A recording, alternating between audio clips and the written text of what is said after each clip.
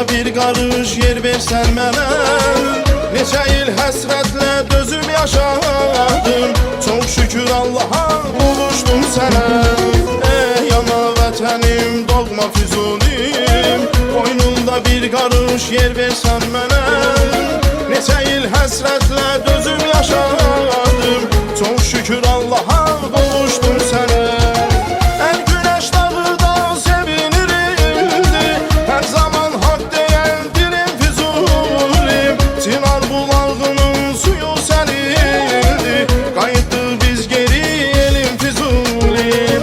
Ən günəş dağıda sevinirdi, hər zaman haqq deyən dilim Füzulim. Çınar bulağının suyu sənildi, qayıtdı biz geri elim Füzulim.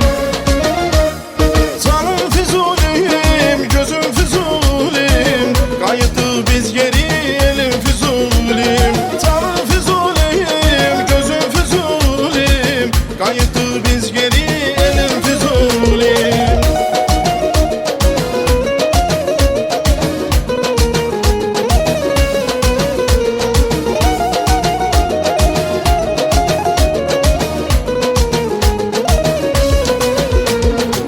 Mən gələn atadan çəkilibdi çən, gözümdəki sevinç yaxşı gözəldir.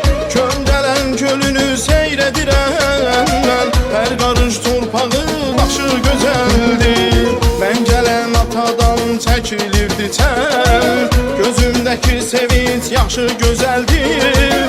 Köndələn gölünü seyr edirəm mən, hər qarış torpağı başı gözəldir.